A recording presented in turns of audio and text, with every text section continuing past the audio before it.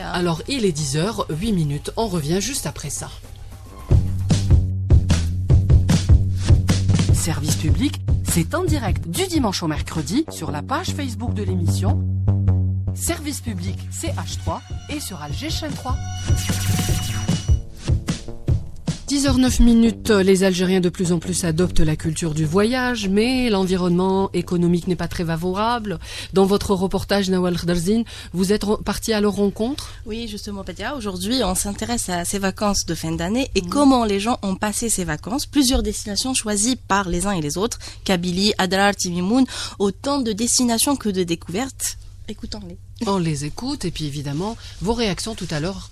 Il est 10h09. Les vacances, une occasion de voir de nouveaux endroits, de nouveaux paysages. Pour cela, il n'est pas nécessaire d'aller bien loin, surtout dans un pays comme le nôtre, qui réunit montagne, mer et désert. À 200 km d'Alger, le dépaysement commence. Dans cette région de Fréha, on perpétue une tradition ancestrale, celle de la tuisa, que Samia et sa famille ont découvert avec plaisir lors d'un séjour dans la région de Bni Wertilen en Kabylie. Cet hiver, on est parti au bled. Ah, très bien. On a assisté à une tuisa, c'était très intéressant, on a rigolé, on est revenu. Parce que cette année, on n'a pas d'argent. J'ai découvert des gens formidables qui partagent. Ça vous a marqué? Oui, qui travaillent aussi durement pour la cueillette des olives, etc. Et ça nous a plu. C'était une belle découverte. C'était une belle découverte, mais c'était super. Les enfants sont partis avec vous? Oui. Alors, qu'est-ce que vous avez découvert? On a découvert déjà le bled, la montagne et l'univers un peu de la Kabylie et on a aimé. C'est un univers magnifique, je crois. Oui. Qu'est-ce qui vous a marqué, par exemple? Les paysages et le mode de vie des gens. Très simple, un mode de vie. Oui. Dur. Un mode de vie très simple. Oui. Et toi? dur. Bien, وين رحتي؟ البلد. البلاد. واش عجبك الحال؟ واش شفتي؟ احكي لي، شفتي تويزنا؟ واش شفتي؟ احكي لي. شجرة تاع الزيتون. شفتي الناس كيفاش الواد. واش شفتي الناس كيفاش يديروا التويزه؟ شابة تما. شابه. فيها معمرة شجرة تاع الزيتون فيها الواد. On reste toujours en Kabylie, ou ce qu'on appelle la petite Kabylie, à savoir Bougie. Cette région accueille chaque année des milliers de touristes attirés par la célèbre côte de Bdjaïa. Mais c'est plutôt en montagne que la famille Kissili s'est dirigée pour passer quelques jours de vacances. Sidi Aish, on a visité un petit peu Sidi Aish, c'est tout, rien de spécial. Et c'était bien. Oui, ou bien Shri'a. Shri'a, bon, la Makana. Qu'est-ce que tu avais visité, toi? Shri'a. Shri'a, t'as aimé? Oui. Et Cantinage de préférence. D'accord. Voilà. Et Bdjaïa, raconte-moi un peu. Bdjaïa et le lac, oui. D'accord, Voilà. t'as aimé? Oui. Qu'est-ce qui t'a attiré à Bdjaïa, par exemple, par rapport à Alger? Non, c'est surtout le mode de vie, ça change vraiment. C'est serein, hein, le mode de vie est serein, on est vraiment reposé. On fait le vide aussi. On fait le vide. On peut voir beaucoup de montagnes, de la nature. La verdure, les paysages. On peut voir que ça. Et c'est reposant aussi. Oui, ça change d'ici. D'accord. Sûr, Ça vous a plu quand même? Oui, bien sûr. De l'est à l'ouest du pays, direction Oran. Cette ville regorge de sites à visiter dans le célèbre Santa Cruz. C'est lors de ses vacances d'hiver que le petit Amin a découvert cette ville. Il en revient émerveillé. عجبني كلش طلعت في الكار طلعت البيزاج مانيفيك سي ترو جينيال كاين لا كورنيش بزاف شابه on est monté à Santa Cruz c'était trop génial à Santa Cruz. Il y a aussi des villes qui ne nous marquent pas forcément pour leurs belles plages, leurs jolis hôtels, mais plutôt pour leurs habitants. C'est le cas d'Adrar, un mode de vie atypique, une convivialité qui laisse sans voix ses visiteurs. Rachida, une Algéroise active, entre le travail, la maison et les enfants, Rachida décrit son séjour à Adrar comme une véritable bouffée d'oxygène. Je suis partie dans l'Algérie profonde, au fin fond sud de l'Algérie, Adrar. C'est quelque chose de magnifique. C'est une mentalité, un savoir recevoir, un paysage, mais c'est une expérience que je ne regrette pas, que je suis prête à refaire à tout moment. C'est une expérience unique. Unique, oui, unique. Bon, qu'est-ce qui vous a attiré plus là-bas? Déjà, l'ambiance, la sérénité, le prêt à donner. C'est-à-dire, puis le prêt à donner, ça ne veut pas dire que vous êtes reçu. Avec le moindre des petits trucs tout simples. Les gens ils sont généreux aussi. Généreux, mais avec des trucs simples, vous vous sentez à l'aise chez vous, bien reçu. Et puis le savoir vivre avec les autres. Et vous êtes prête à refaire cette expérience? Oui, tout à fait. Même mes enfants, ils sont restés marqués par l'expérience. Véritablement marqués. C'est une expérience formidable et j'ai invité tous les Algériens à les découvrir. Et c'est vraiment quelle est la prochaine destination que vous comptez Est-ce que vous avez une ville Oui, il y a des villes que j'aimerais bien visiter. Toujours dans le sud, par exemple, Ghardaya, c'est une ville que je veux bien y aller visiter, que je n'ai pas faite. Vacances d'hiver riment avec fête de fin d'année. Quand il s'agit de réveillon, Timimoun est la destination privilégiée des jeunes. Les prix des billets d'avion peuvent être dissuasifs. Qu'à cela ne tienne, les agences proposent des voyages en bus. L'aventure est garantie. Abdelhaq a tenté l'expérience. كانوا عندي شويه ما رحت تيميمون بيان مليحه صعبه. وش عجبك في تيميمون؟ كلش العدد ديالو مليحه. الكار ما كاستراس ما مليحه تا شونج شاكاني وين نجوز ريفيو. وهاد المره سيتي لا ديكوفيرت دو تيميمون سي مانيفيك سي اكستراوردينير مليحه. Durant l'année 2015, l'Office national algérien du tourisme a constaté un engouement particulier des Algériens pour le Grand Sud. L'ONAT a donc privilégié les destinations vers le sud. Mohamed Shrif Slatnia, directeur général de l'ONAT. Pour cette année d'ailleurs, comme toutes les années précédentes, pendant chaque vacances, l'ONAT mis en place un programme riche et varié concernant les différents circuits et séjours touristiques en Algérie. Bon, pour les vacances d'hiver 2015, nous avons pris comme destination privilégiée bien sûr Biskra, Ghardaya, Djanet, Timimoun et Tamanrasset. Donc pour vous dire qu'il y a un engouement particulier, surtout pour cette année. Donc on a prévu des séjours pendant les vacances. On est full à Timimoun, à Biskra. Ghardaya cette année, on a prévu des séjours chez l'habitant.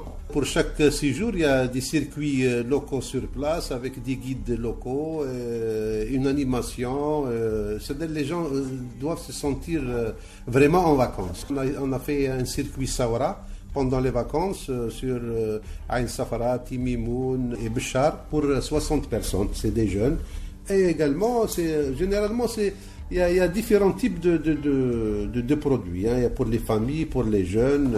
Et pour les étrangers, parlez-moi un peu des étrangers. Pour les étrangers, pour le moment, on n'a pas de groupe prévu. Mais je parle de l'ONAT. Notre objectif, c'est le développement du tourisme national. L'ONAT s'adapte à la demande en tentant d'offrir des séjours à petit prix. Prix généralement ils sont acceptables. Pourquoi? Parce que pour les circuits à travers lesquels on utilise les bus, nous avons acquis dernièrement des bus confortables d'ONAT, donc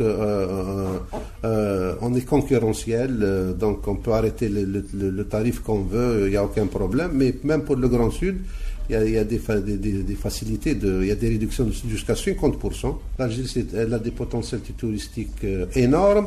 Maintenant, c'est aux agences de véhiculer cette culture pour la clientèle nationale, de proposer des circuits et savoir attirer le citoyen algérien pour passer ses vacances en Algérie.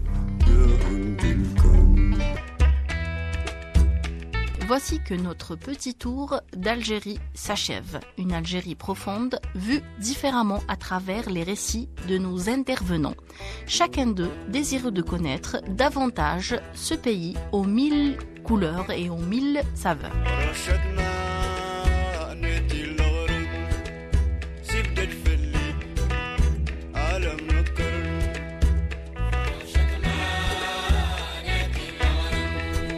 10h18, vous écoutez Service Public. Nous étions à l'écoute du reportage de Nawal Khdarzine qui a été à la rencontre de plusieurs co-citoyens qui se sont rendus pendant les vacances d'hiver entre Bni Wartilen, Shri'a, Adrar et j'en passe. Et réaction de nos invités, Monsieur Saïd Boukhlifa. Je rappelle que vous êtes conseiller au cabinet du ministère du Tourisme et vous avez un avis.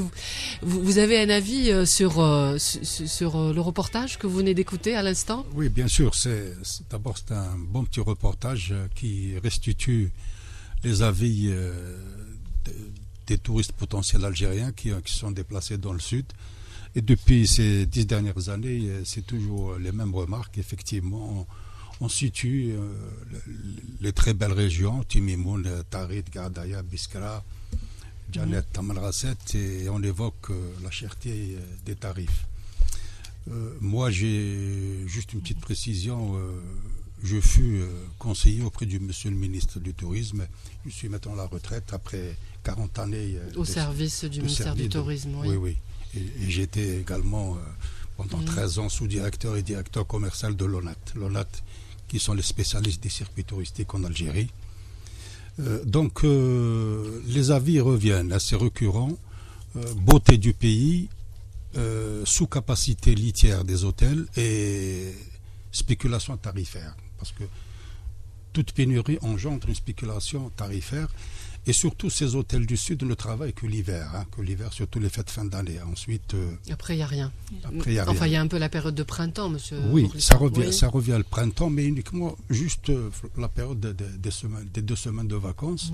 C'est comme en été, en bord de mer, ils travaillent pratiquement que juillet, août, et pendant 10 mois, ça chôme. Bon, je laisse la jeune représentante de l'ONAT de s'exprimer. Oui, qui réagirait au reportage de notre collègue Nawal Khdarzine. Oui, j'ai bien aimé le reportage. Il englobe à peu près tout, la belle nature de l'Algérie. Ce que je voudrais que les Algériens comprennent qu'il ne faut pas faire la comparaison entre le tourisme à l'étranger. Par exemple, la Tunisie et l'Algérie, à chaque fois, ils font la comparaison. Par exemple, la Tunisie, c'est moins cher et le Grand Sud, c'est plus cher. Les prestations sont différentes. Voilà. C'est vrai qu'il y a un déficit par rapport à les infrastructures pour l'hébergement et tout, c'est vrai, c'est une réalité. Et il y a une véritable volonté de l'État de remédier à ça. Mais on ne peut pas comparer le Grand Sud au Sahara de l'Algérie, au Sahara de la Tunisie. C'est pas la même chose. Donc déjà, c'est pas les mêmes. Je ne sais pas si vous êtes d'accord avec moi, Monsieur Boukhlifa. Oui. Il y a des personnes qui visitent. J'ai visité la Tunisie, j'ai vu le Sahara de la Tunisie. C'est pas parce que je suis algérienne, hein, mais ça reste là. C'est beau, c'est joli, mais par contre le Sahara algérien, on a toujours envie de revenir. À chaque fois, on découvre d'autres richesses, d'autres. Il y a déjà Donc vous voulez dire que le nôtre c'est le plus beau? Bien sûr, je le sens. Bien sûr. Mais ça, à part ça, déjà que c'est le plus beau, et on a une histoire, nous. Oui. Voilà, il y a des dessins rupestres, il y a la peinture rupestre, on est le berceau de l'humanité, c'est le plus grand musée au monde à ciel ouvert. Déjà ça compte par rapport à un simple touriste. Aussi pour les prix, les tarifs des billets. N'importe qui pourra remarquer que Alger-Tunis, c'est pas la même distance que Alger-Termenast. C'est pas possible. Et ça ne peut pas être moins cher que. Tout à fait. C'est logiquement, n'importe qui peut remarquer ça. Au niveau de l'ONAT, vous proposez donc surtout cette période d'hiver, beaucoup de circuits intéressants, mais sur le plan économique, certains trouvent, par exemple pour une famille de 5 personnes, programmer un voyage, même rien qu'au niveau de l'ONAT pour aller au sud, ça reste pas accessible. C'était inaccessible. C'était d'ailleurs un rêve pour les Algériens d'aller au sud à un certain moment. Là, ça commence par rapport aux conventions que l'ONAT a signées avec les compagnies aériennes. On est arrivé à une réduction de 50%. Là, maintenant, ça devient de plus en plus accessible. Auparavant, il n'y avait que les étrangers qui étaient... c'est ça, monsieur. Vous étiez à votre... c'est ça. On n'avait pas les moyens de découvrir notre pays.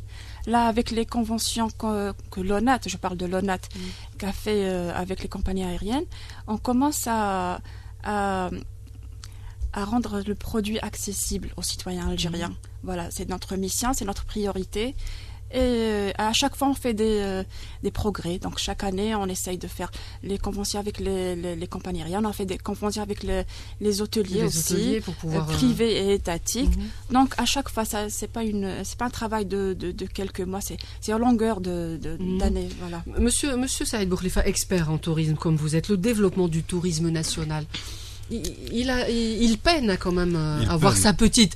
Il part de sa petite place et on parle depuis quelques années de cette destination Algérie, rien que pour nous Algériens. Tout à fait, oui, parce que ça remonte à mai 80. Je me rappelle, on faisait surtout du tourisme réceptif, du tourisme international. Ensuite, les résolutions du comité central du FLN et le gouvernement avaient décidé qu'on arrête le tourisme international et qu'on s'occupe du tourisme domestique. Ça fait 30 ans, mais malheureusement, c'est resté au stade des vœux pieux. Il n'y a pas eu ce développement qui a suivi. Le développement des voies de communication, le développement du train, parce que le train, c'est un élément fondamental structurant des espaces touristiques.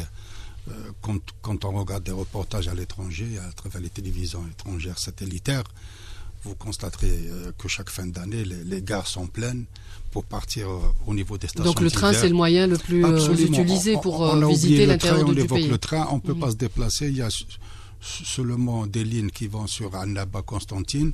On met 10 heures à 16 heures pour arriver à Annaba, c'est un calvaire. Oran s'est amélioré. Les autoroutes est-ouest, les autoroutes. Tout à fait, oui. On peut faire ça en voiture. En voiture, oui, mais tout le monde n'a pas sa voiture.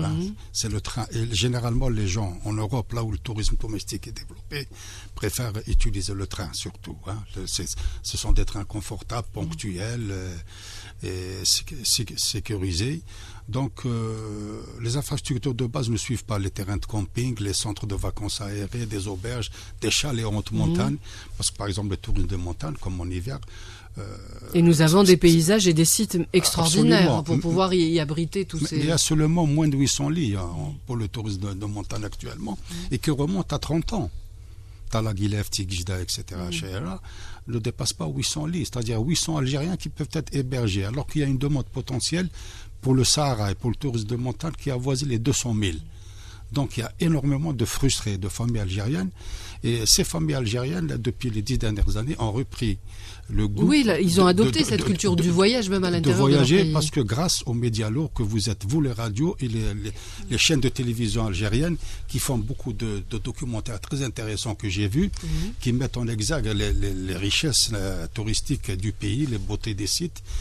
Yann Arthus Bertrand, l'Algérie vue du ciel. Oui, on a vu des sites extraordinairement beaux. Sur le plateau de 2 télévisions étrangères, je l'ai vu, il l'avait déclaré, qu'il avait visité près de 250 pays au monde.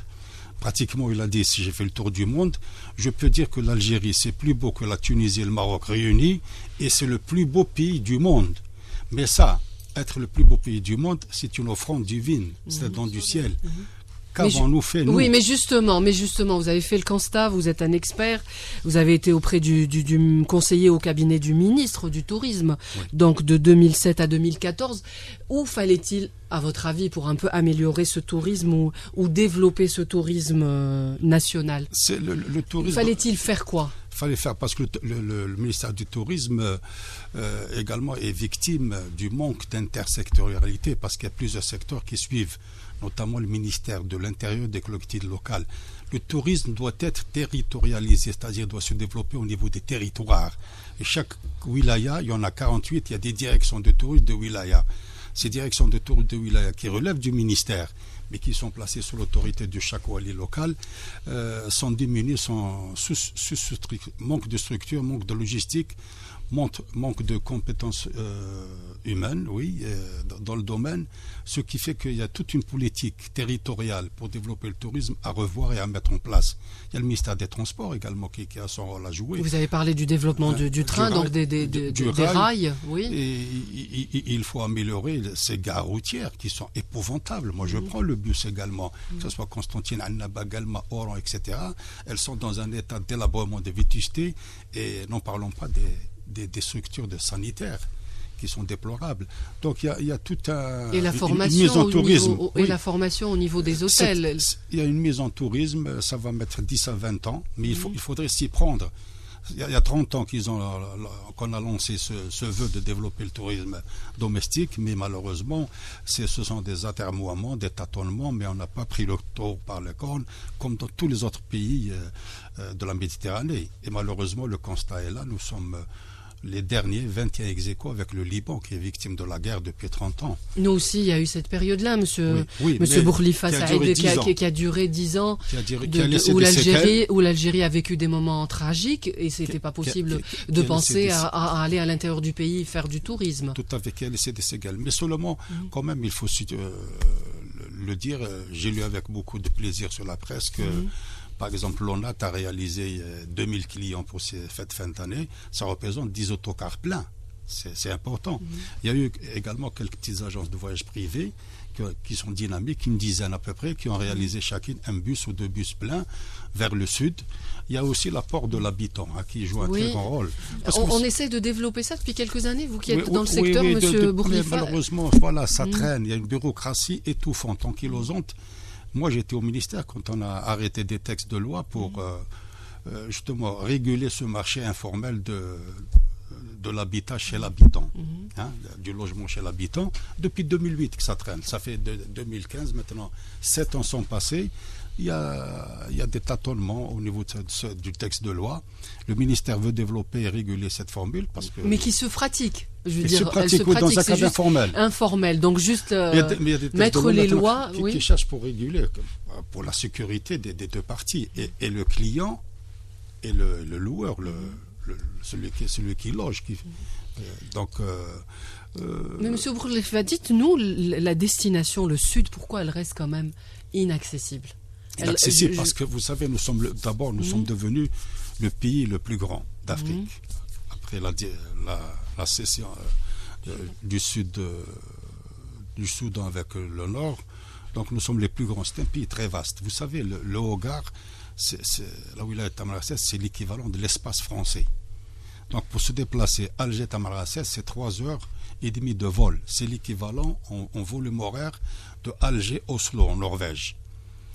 Air Algérie, c'est un transporteur, il a des impératifs économiques, parce que souvent on tombe sur Air Algérie, c'est-à-dire que les tarifs sont pas... C'est la vérité des prix au niveau d'Air Algérie. Donc les tarifs, Alger-Tamanrasset est autour de 26 000 24 000 dinars. Oui, 24 000 dinars. À un certain moment, ils sont arrivés à 29 000 dinars. Pour aller à Béchar, c'est 16 000 à 18 000. Timimoun, c'est 20 000 à peu près, parce qu'on atterrit à Adrar. Effectivement. Mais le Sud, vous savez, quand on faisait du tourisme international, c'est un produit haut de gamme, qui est considéré haut de gamme, parce qu'il y a des éléments constitutifs qui sont le véhicule tout-terrain Toyota. Qui pour la location est autour de 10 000 dinars pour la journée. Pour la journée, même plus des fois. Parce qu'il n'y a que 4 personnes qui peuvent monter dans cette Toyota, ce véhicule tout-terrain, et ce qui fait que le prix revient cher. Mais il y a aussi la notion d'éloignement. Mais si le train sera développé d'ici 10-20 ans... Arriver jusqu'au sud. Oui, ce sud, parce qu'il le faut maintenant. Il faut que le train, le rail, tisse une toile sur Biskra, sur Gardaya, sur Timimoun. Dans tous les pays où le tourisme domestique s'est développé, le train arrive partout. Au niveau des montagnes, il arrive au pied des montagnes. Ensuite, c'est les bus qui font le... Mais les quelques hôtels qui existent dans le sud, M. Bourlifa, la mauvaise prestation, qui font un peu fuir... On a 2-3 hôtels très connus à Tamanrasset, à ceux de Timimoun, de Djanet. C'est des endroits magnifiques, mais il y a eu à un moment donné... Tout à fait. Et cela, malheureusement, traîne depuis 30 ans. Il y a eu la rénovation de l'hôtel Le Caïd Abou Saada, aux normes 4 étoiles internationales, mais dont les tarifs sont chers. Il y a l'hôtel de Gourara Timimoun. Oui. Il y a celui de Tarit, qui ont été rénovés aux normes internationales, qui nous ramènent aux fameuses années 70 où il y avait le tourisme qui rayonnait en Algérie. Qui était à son apogée. À son apogée, exactement, c'était l'âge d'or. Il n'y a que 3 hôtels, mais ce sont des tarifs qui varient de 10 000 à 14 000 dinars la chambre, la nuitée seulement, ce qui fait que c'est excessif. Ce qui fait, effectivement, il faudrait qu'on développe le tourisme chez l'habitant, qui existent partout dans le monde. Ça n'existe pas uniquement en Algérie. Et que ça peut être une fourchette accessible ce sont des pour gîtes, le salaire moyen d'un... Des gîtes sahariens, des gîtes de montagne, etc., avec une petite étoile ou bien une petite enseigne, pourvu que la personne soit inscrite auprès des autorités locales, la wilaya ou bien la taïra, ou bien la mairie qui se déclare.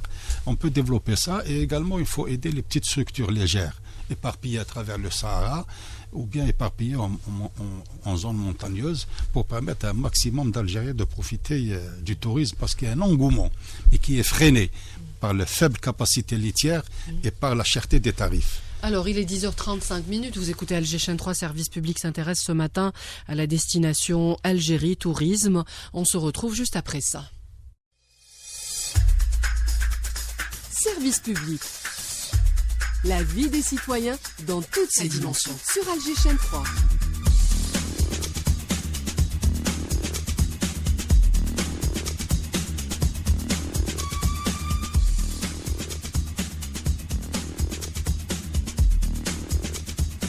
10h35, chers auditeurs, vous pouvez participer au 021 48 15 15 pour poser vos questions, pour nous dire comment vous êtes organisés pour passer vos 2 dernières semaines de vacances d'hiver, si vous avez été du côté du sud ou à l'intérieur du pays. La Kabylie, par exemple, il est 10h35. Je rappelle que nous recevons ce matin Monsieur Saïd Bourlifa, expert en tourisme, et Mademoiselle Rouen Srin, chargée de communication au niveau de l'ONAT. Et je me tourne d'ailleurs vers vous, Mademoiselle, pour dire quelle est la fourchette à peu près, parce que ça reste l'organisme qui propose les fourchettes les plus accessibles en tarif, direction le sud par exemple. Par rapport au sud, c'est entre 40 et 65 000. Voilà. Par personne? Oui, mais tout y compris. Il y a le transport, l'hébergement, tout est compris. C'est-à-dire donc une famille de 2-3 personnes, 40 000 dinars. Minimum. Minimum 40 000, ça peut. D'accord, avec le bus, l'hôtel. Parfois, il y a le bus, oui, 40 000. Mais il y a 66 000, 65 000. C'est avec le billet d'avion, l'hôtel, le bivouac, le guide, le transport en 4x4. Donc le touriste ne paye rien. On s'occupe de tout. Et quelle est la destination la plus prisée, donc cette Algérie, avec la richesse de nos paysages et de nos sites? Qu'est-ce qui est le plus demandé au niveau de l'ONAT? Pour cette année, c'est Timimoun, Ghardaya. En fait, tout ce qu'on a demandé était presque affiché complet. Ghardaya a été affiché complet, Timimoun aussi. Tam aussi, Tam Narast. On a proposé aussi Janet. Voilà, et jusqu'à présent, il y a toujours des demandes. À part le réveillon, il y a toujours des gens qui veulent... Tout le long de l'année, alors... tout le long de la saison saharienne. Oui. Voilà, tout au long de la saison saharienne. Donc ça va aller jusqu'à mars? Mars-avril, voilà. D'octobre à avril. Au niveau de l'ONAT, monsieur Bourlifa, alors les circuits qu'on propose et le tourisme de montagne, vous disiez tout à l'heure que qu'on devrait développer un peu plus. Bien sûr, parce que le tourisme de montagne permet justement de faire travailler les éventuels investissements touristiques et hôteliers durant les 4 saisons. Et qu'est-ce que ça demanderait pour développer un peu plus du côté de Talaguilev, Tikjda, ce tourisme de montagne? Des mesures incitatives des pouvoirs publics qui doivent inciter l'investisseur privé, lui faciliter les obtentions. Les banques doivent jouer le jeu. Il n'y a pas encore également cette culture touristique au niveau des banques pour aider un investisseur à investir dans un hôtel et l'accompagner et partager le risque avec lui. Au niveau des banques, il y a beaucoup d'hésitations. On ne cautionne pas encore des projets de tourisme. Bien que l'hôtel sera hypothéqué dans le cadre du prêt bancaire. Mais il n'y a pas encore cette tradition où on accompagne un investisseur hôtelier. En Tunisie et au Maroc, il faut citer les noms, il faut faire des comparaisons. Il y a des banques de crédit hôtelier ou des personnes qui sont compétentes qui travaillent dans cela. C'est des banques spécialisées, donc il n'y a pas d'hésitation. Chez nous, il n'y a pas de banque spécialisée.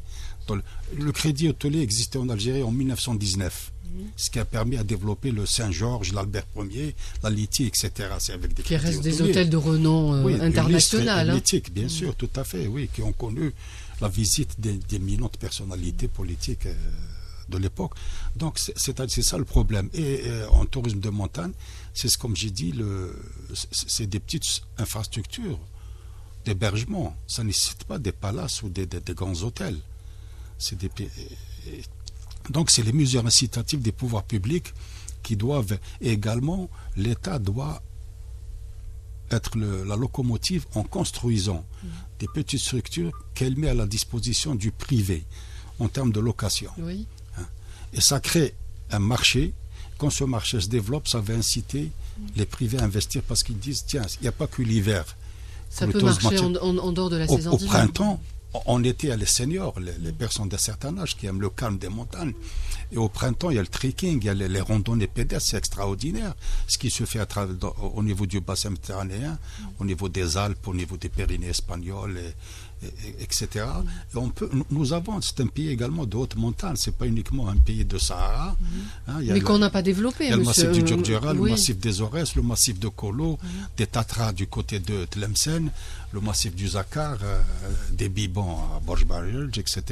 Il y a des endroits où on peut justement développer, parce qu'on évoque souvent Sharia et Tigijda, c'est pas ça l'Algérie. Oui, c'est pas ça, mais c'est ce qui est proche, par exemple. Pour aller passer un week-end, par exemple les circuits et les séjours d'un week-end, ça peut se faire aussi. Absolument. Mais au départ de Constantine, au départ de Batna, au départ de Tlemcen pour aller dans les Tatras, etc. Également, il faudrait également penser à ça.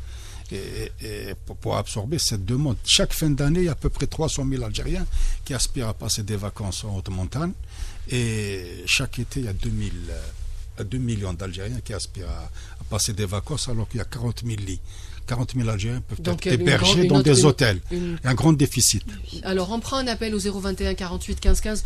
On prend un appel du côté de Djelfa. Achour, c'est une belle région d'ailleurs, Djelfa. Haute montagne, mettez vos casques, messieurs, dames, pour pouvoir entendre la question de notre auditeur. Bonjour, Achour. Bonjour. Marhaba bik, vous êtes dans Meilleurs vœux. Merci, à vous aussi. Oui, j'espère que cette année sera plus meilleure. Merci pour nous tous, Djma'in, tous les Algériens. Quelle est votre question? À tout le monde, Merci. Et en Algérie en particulier. Merci. Madame, s'il vous plaît, je voudrais bien poser une question. Allez-y, on vous entend. Concernant l'hôtellerie surtout et le tourisme domestique. Oui. Les complexes touristiques appartenaient dans le temps à l'ONAC et ils ont été étoilés à 3 étoiles. J'ai été dans différents endroits, dans différents hôtels. Ce qui laisse à désirer, c'est que le service rendu ne reflète pas les 3 étoiles. Ensuite, qu'ils n'ont pas été ou bien la mise à niveau par rapport aux étoiles. On a un peu compris votre question. Achour, la communication est pas très bonne en ce moment, la ligne. On va essayer de rétablir ça. Vous avez entendu la remarque de notre auditeur de Djelfa, monsieur Saïd Boukhlifa. Donc, les mauvaises prestations d'un hôtel qui a 3 étoiles et qui ne propose pas les services liés à ça. C'est la vétusté des hôtels. Les hôtels publics, il se trompe, il a dit les hôtels qui appartiennent à l'ONAT. Voilà.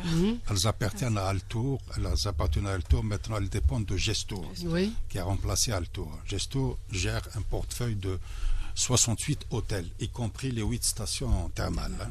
Et qui ont des étoiles. Oui, bien sûr. Alors, quelle est la prestation de ces... C'est l'armée mexicaine, l'hôtellerie algérienne, c'est l'armée de Zapata. Les étoiles, c'est florissant, elles sont florissantes. Non, parce que malheureusement, ces hôtels ont été construits il y a 30-35 ans. Elles n'ont pas été réhabilitées. Ces structures d'hébergement n'ont pas été modernisées. Un hôtel, ce sont des normes universelles. Il faut 8 ans, 10 ans maximum pour le rénover. Changer le mobilier, changer la moquette, changer les rideaux, la literie, etc. Chez nous, dans le sud, des hôtels sont restés 35 ans sans changement de rien du tout. Celui de Timimoun, il a été refait il n'y a pas longtemps, monsieur. Voilà. Il était devenu il fournissait des prestations épouvantables pour un hôtel qui affichait 3 étoiles. En fait, toute l'hôtellerie saharienne et même l'hôtellerie balnéaire ne dépassait pas 1 étoile, 2 étoiles maximum. Maintenant, l'État a décidé depuis 3 ans de rénover, moderniser tous les établissements publics. Parce que c'est la seule condition sine qua non pour permettre aux nationaux de passer de bonnes vacances et les éventuels potentiels touristes étrangers qui seront appelés à revenir ils doivent être également reçus dans de très bonnes conditions.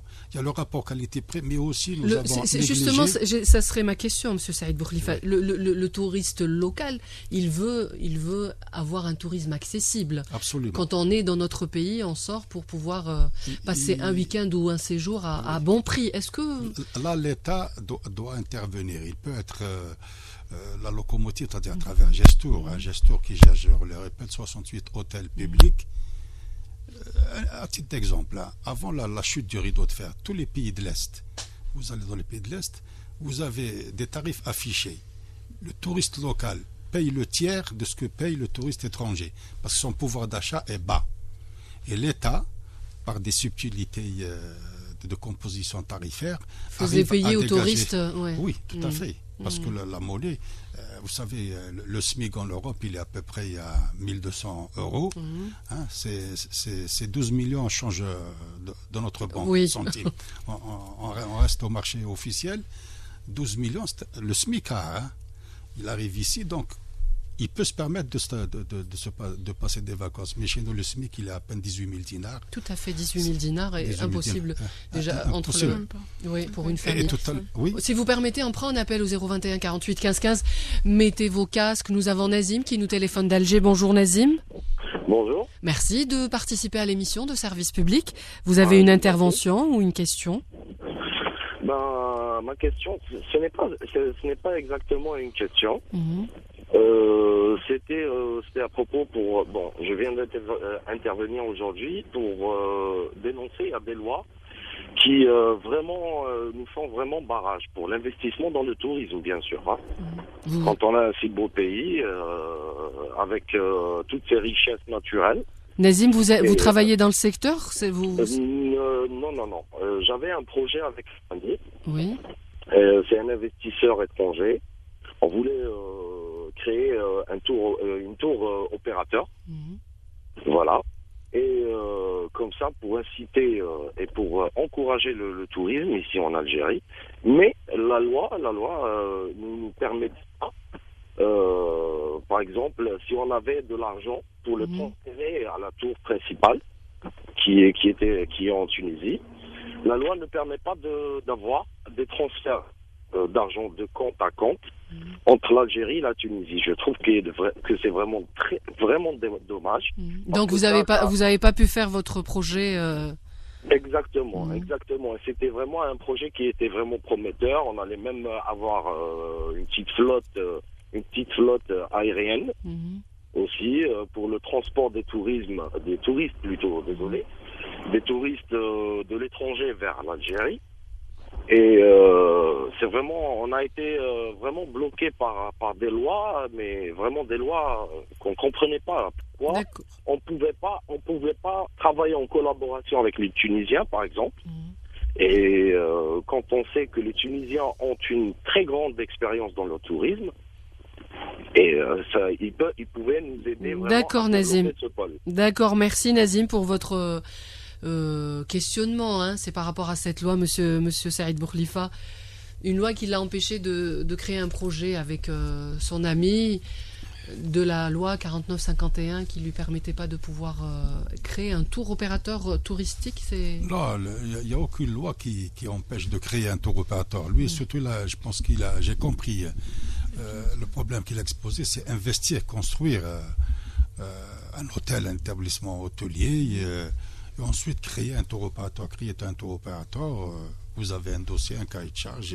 C'est avoir un registre de commerce ou Non, après le registre de commerce, il faut d'abord avoir c'est-à-dire pour ouvrir un tour opérateur, il faudrait que vous soyez diplômé de l'école supérieure du tourisme ou bien avoir exercé pendant 10 ans en tant que cadre de tourisme.